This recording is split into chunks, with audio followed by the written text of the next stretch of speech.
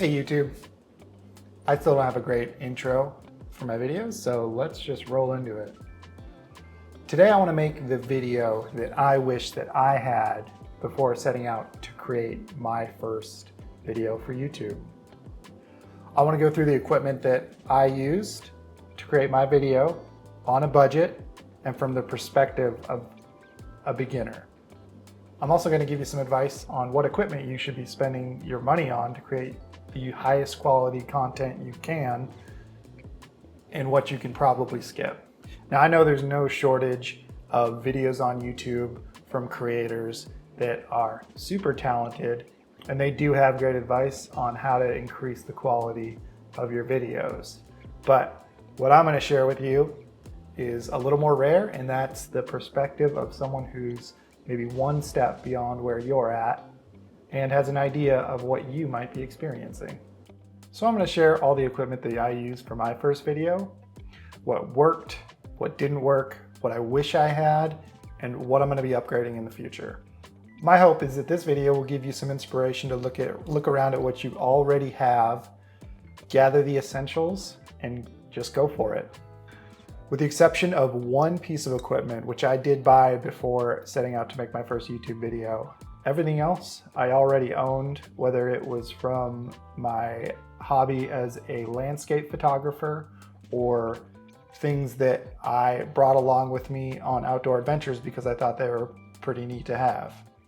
So let's get into it.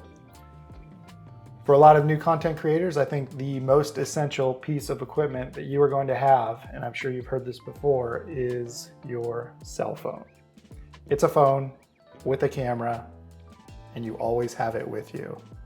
It's versatile. You can get tons of different shots with it. You can flip it around backwards and see yourself while you shoot, vlog style. And when you want to point the back camera at your subject, you can capture some pretty amazing things with it. Full honesty, I didn't use my cell phone very much when I was shooting my first video. That's because my GoPro did a lot of the heavy lifting and mobile shots for me. But if I didn't have that GoPro, I believe I could have shot every bit of that footage using this device. So this is the Google Pixel 6. I don't think this is the best cell phone you can get to help you create compelling content on YouTube. In fact, if you're in the position where you're looking to upgrade your cell phone, I would recommend something like the Galaxy S24 or the iPhone 15. Either one are going to be incredible options. But let's be real, unless you're walking around with a complete dinosaur in your pocket, the phone you have is going to be just fine. Next up, we've got the GoPro Hero 5 Black Edition.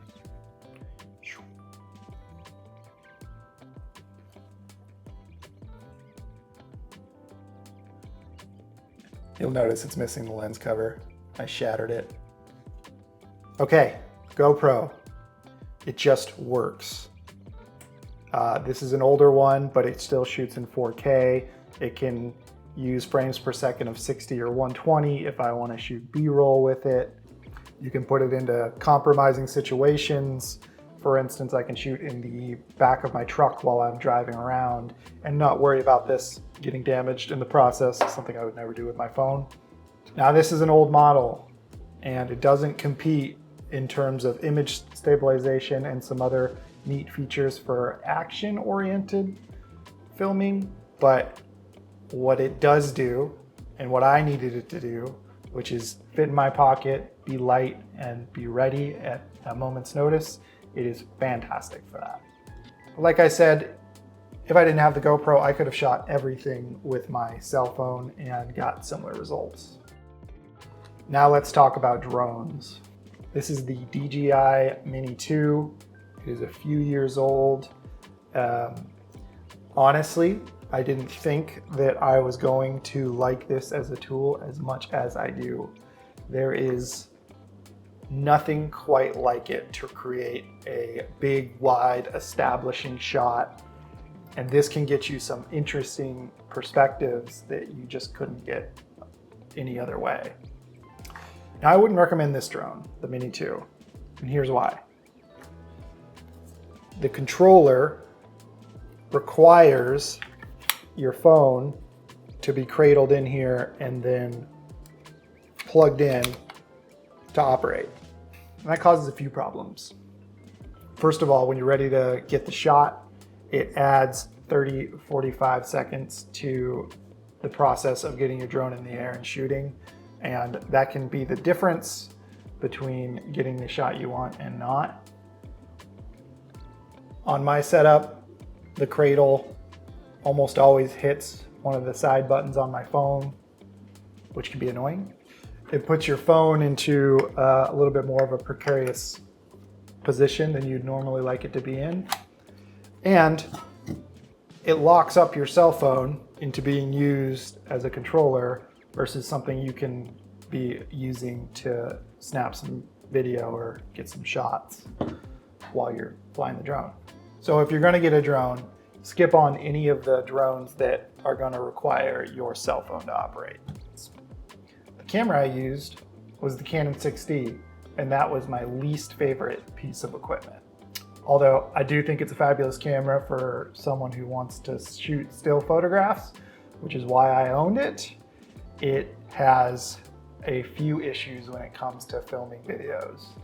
One is it's heavy, which makes it hard to just grab the thing and get some mobile shots. Two, it's an old camera. It's approaching 10 years old. The video resolution and frame rate were the limiting factor on my video and didn't give me any room to grow in the future. The third and most important flaw that this camera has is that it cannot autofocus while shooting video, which means in order to use it, I have to frame up my shot, put myself in there, manually focus the camera, and then hope that when I'm recording, I'm standing in the exact right position to keep focus. And spoiler alert, it did not have good results.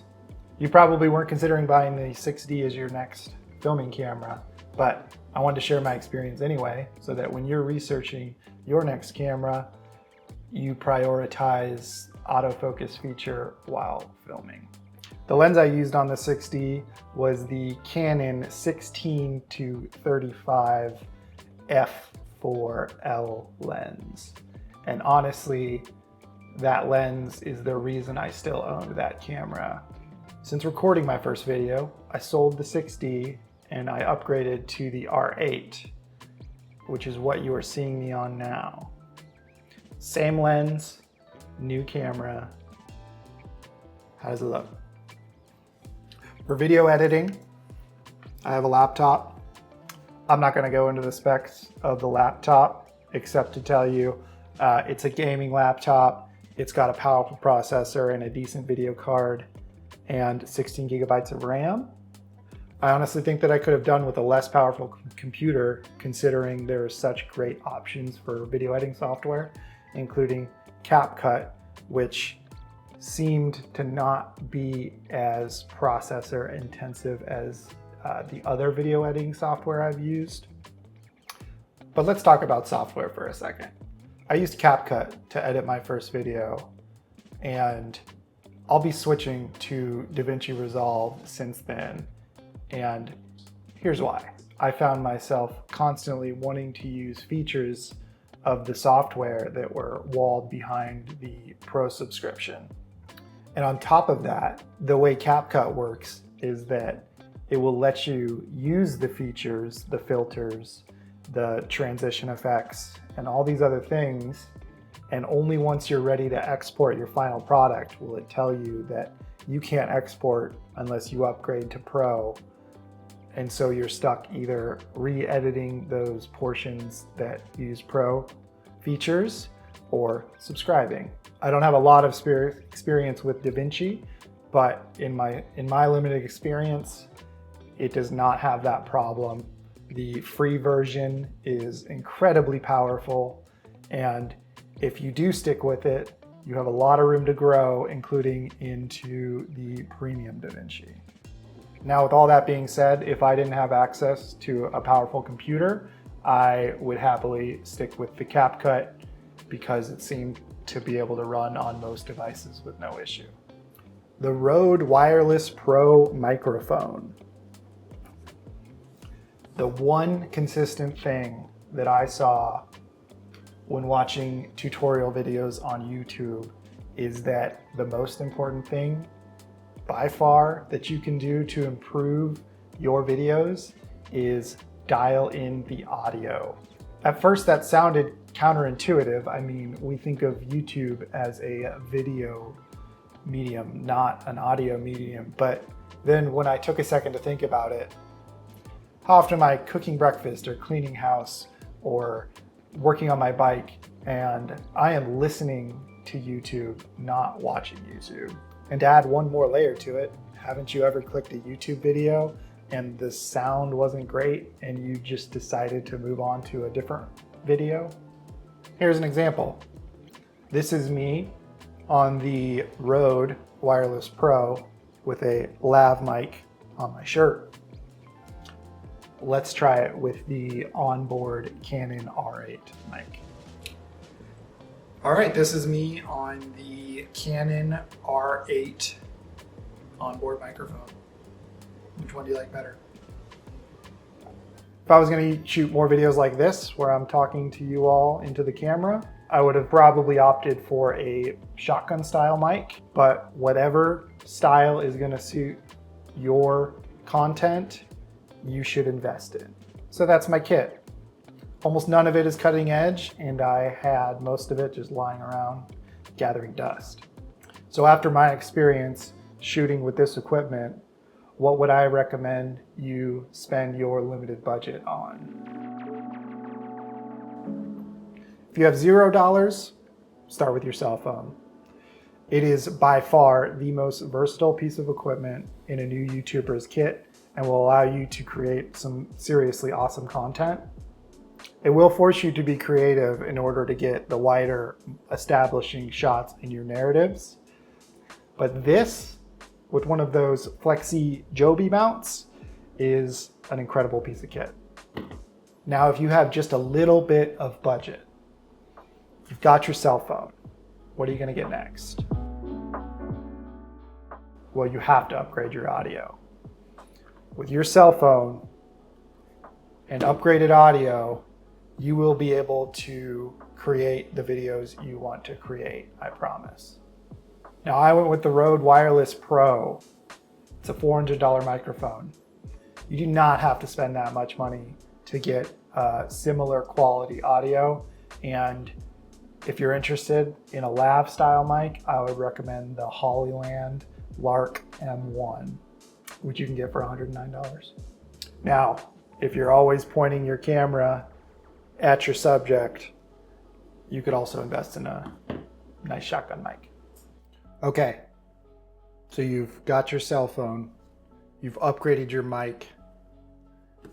Now, in my opinion, you can go in one of two ways. If you were going to stand in front of a camera talking like I am to you now, and that's going to be the majority of your content, then I would recommend upgrading to a real camera setup. Now, this is not going to be a review of my camera, and the topic of you choosing a camera is way too deep for a video like this. So we're not really going to get into the details, but if you want a video like that, I'd be happy to share. But I do want to give you a couple pieces of advice as you think about buying a new camera. Number one, don't worry too much about the sensor size on your camera. You're going to see the smaller sizes, micro four thirds and APS-C sensors. They're going to be cheaper and they still do a great job. But Billy, all of the famous YouTubers I watch, they use full frame cameras.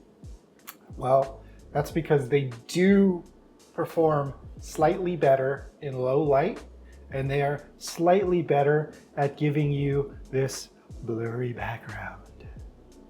But the operating word there is slightly. And the law of diminishing returns hits cameras hard. And if you're on a budget, your money is well spent elsewhere. The other thing I'd recommend, we've already covered this, make sure it's got a good autofocus. So you can do things like this. Because why not? Now, if the content you're going to be creating and the stories you're going to be telling is more narrative, then I think the tool you want to invest in next, instead of a camera, would be a drone. The creativity and the options for perspective that it unlocks is just not something you can get anywhere else. And I know it's an expensive piece of equipment, but if you have the budget, it is every bit worth it. I'm no drone expert. If I were looking at a drone today, I would probably invest in something like the DJI Mini 3, because unlike my drone, the Mini 3 has the dedicated screen. Okay, so you've got your cell phone. You've sorted out your audio. You've invested in a real camera, which I can't show you because it's filming me. And you've bought a drone. For some people, and this is the last thing I recommend for a reason, but for some people, the action cam is going to be a great tool. Especially if you like to be outdoors, if you like to be in environments or weather that you wouldn't want to have your cell phone be subject to. And if you just like shooting really interesting perspectives, then this can be a great tool. Definitely the last bit that I recommend, but if you've got money left over, it's a good option. Now, I didn't mention when you should be investing in a computer for editing, and that's a decision you're going to have to make on your own. Modern cell phones are capable of editing videos. You can use software like CapCut to do it. So depending on how efficient you want to be when it comes to the editing process and how